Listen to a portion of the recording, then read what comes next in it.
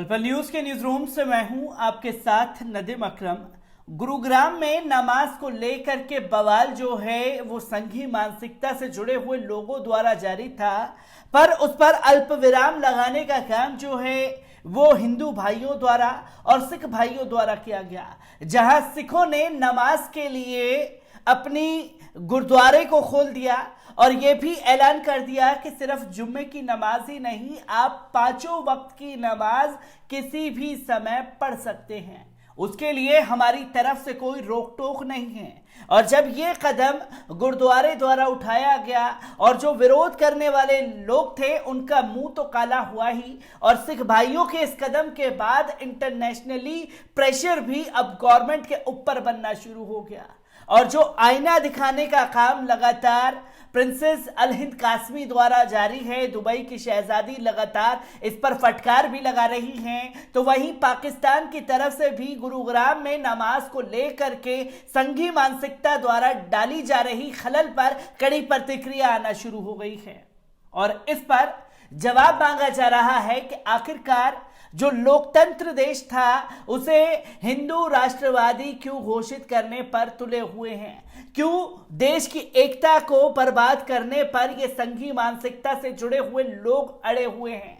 और इस पर जब ये खबर सोशल मीडिया पर आग की तरह फैली तो संघी मानसिकता से जुड़े हुए पत्रकार भी खुल करके जहर उगलने पर उतारू हो गए, जिसमें एक नाम है अमन चोपड़ा का, जो लगातार मुसलमानों के खिलाफ भड़काने का काम कर रहा है। और तो और बीते 3 दिन पहले ही जब से देश के प्रधानमंत्री श्री नरेंद्र मोदी जी ने ऐसे पत्रकारों को फॉलो किया है तो ये और खूंखार हो गया है, खूंखार होकर के और मुसलमानों के खिलाफ जहर उगलता हुआ दिखाई दे रहा है। जो गुरुग्राम में सिखों द्वारा मस्जिद गुरुद्वारे खोले गए नमाज के लिए, उसको भी आपके सामने रखूंगा। इंटरनेशनली क्या प्रक्रिया आ रही है उसके ऊपर भी आप लोगों का ध्यान खींचने की कोशिश करूंगा। पर उससे पहले एक अपील, अगर ये वीडियो आप फेसबुक, इंस्टा, ट्विटर पर देख रहे हैं तो इंस्टा, ट्विटर पर हमें फॉलो कीजिए और फेसबुक पर पेज को लाइक करना ना भूलिएगा। और जाते जाते यूट्यूब पर बेल आइकॉन दबा लीजिए ताकि नए वीडियो की हर एक अपडेट आप लोगों के साथ साझा हो सके।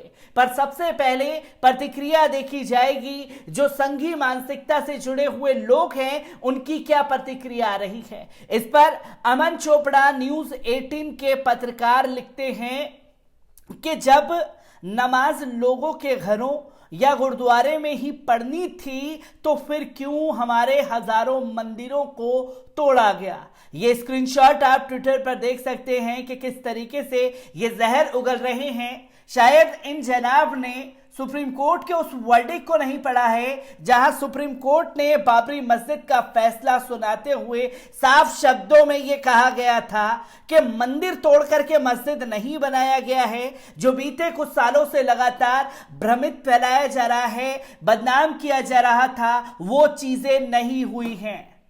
और फिर भी ये शख्स ये लिखता हुआ नहीं रुक रहा और कह रहा है कि जब नमाज लोगों के घरों या गुरुद्वारे में ही पढ़नी थी तो क्यों हमारे हजारों मंदिरों को तोड़ा गया।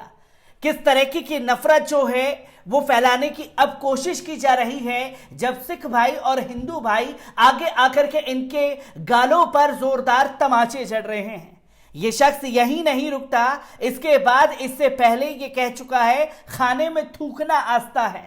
मौलाना अलीमुद्दीन असादी को सुनिए, जब कोरोना काल था तब इस तरीके के स्लोगन ये शख्स चलाता हुआ दिखाई दे रहा था। तो इसी पर मोहम्मद जुबैर जो हैं वो लिखते हैं, are people journalist reporters associate with network 18 okay with such a tweet by हेटमोगोर्निंग TV presenter against Muslim community. Is this why he was hired by News 18 group to divide India? ऐसे पत्रकार और रिपोर्टर जो हैं वो भारत को बांटने का काम कर रहे हैं, भारत को तोड़ने की बातें कह रहे हैं। और ये न्यूज 18 ग्रुप में बैठ करके, नेशनली टेलीविजन पर बैठ करके इस तरीके की बकवास कर रहे हैं।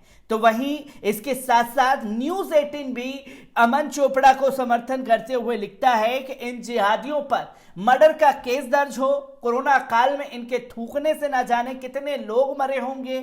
आचार्य अजय गौतम, ये तस्वीरें लगातार सेट करने की कोशिश की गई।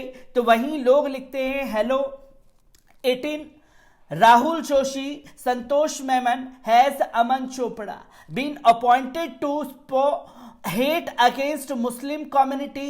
Almost every show by him is filled with Muslim hate. This was the latest show telecasting by News 18. Look at the hashtag used. Is that why he's getting paid to it? क्यों इन्हें समाज में नफरत फैलाने के लिए आप पे कर रहे हैं?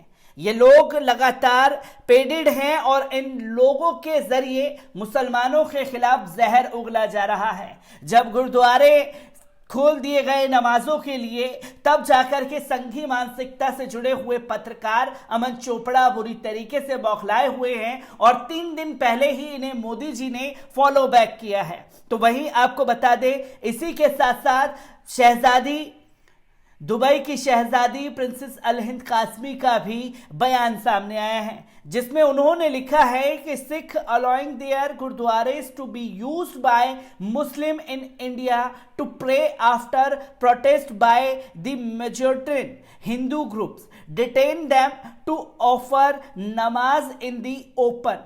सिखों ने अपने गुरुद्वारों को भारत में मुसलमानों द्वारा प्रार्थना करने की अनुमति दे दी है। बहुसंख्यक हिंदू समूहों के विरोध के बाद उन्हें खुले में नमाज अदा करने से रोका जा रहा था। ये दुबई की शहजादी लिख रही हैं और सवाल कर रही हैं हुकूमत से कि आखिरकार जो काम हुकूमत को करना चाहिए था वो वहां के सिख भाई कर रहे हैं। तो इसी पर पाकिस्तान की भी कड़ी प्रतिक्रिया सामने आई है। गुड़गांव में जुमे की नमाज पर रोक को लेकर के पाकिस्तान का भी बड़ा बयान सामने आया है। हरियाणा के गुड़गांव में स्थानीय प्रशासन ने हाल ही में स्थानीयों के विरोध का हवाला देते हुए 37 अलग अलग स्थानों पर जुम्मे की नमाज अदा करने पर रोक लगाई है। इस प्रतिबंध को लेकर सीमा पार से भी प्रतिक्रिया सामने आ रही है। पाकिस्तान के विदेश मंत्रालय ने इसकी निंदा करते हुए बयान जारी किया है। पाकिस्तान के विदेश मंत्रालय की ओर से जारी किए गए बयान में कहा गया है कि सरकार उत्तर प्रदेश और हरियाणा के भाजपा शासित राज्यों में संघ परिवार के कट्टरपंथियों और अधिकारियों की मिलीभगत द्वारा मस्जिदों पर हमले और तोड़फोड़ के चलते चिंतित है।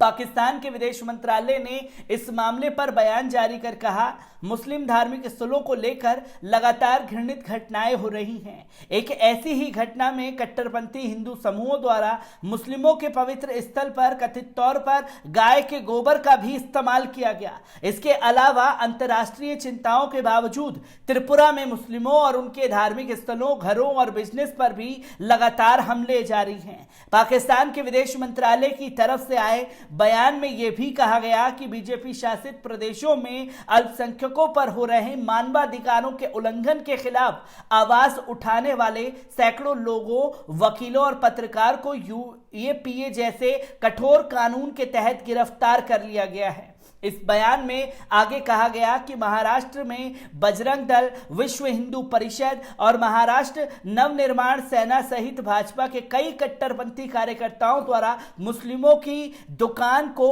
आग लगाई गई, मस्जिदों में आग लगाई गई। इस मामले में पाकिस्तान अंतर्राष्ट्रीय समुदाय, विशेष रूप से संयुक्त राष्ट्र संघ और अंतर्राष्ट्रीय मानवाधिकार संगठनों से अपील करता है कि बढ़ते इस्लामोफोबिया को रोकने के लिए वे अपनी जिम्मेदारियों को पूरा करें।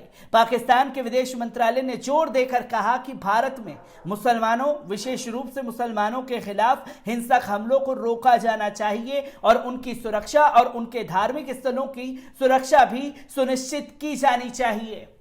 तो जो अंधभक्तों ने और खासतौर पर जो हिंदूवादी संगठन के गुंडे हैं, उन्होंने किस तरीके से देश की बदनामी इंटरनेशनल लेवल पर करा रखी है वो भी अब दुनिया के सामने आ चुका है। और हालांकि लगातार बयानबाजी, विदेशी प्रतिक्रिया आती रहती है, पर मोदी हुकूमत के पास एक ही बहाना है कि यह आंतरिक मामला है, इसे सुलझा लिया जाएगा।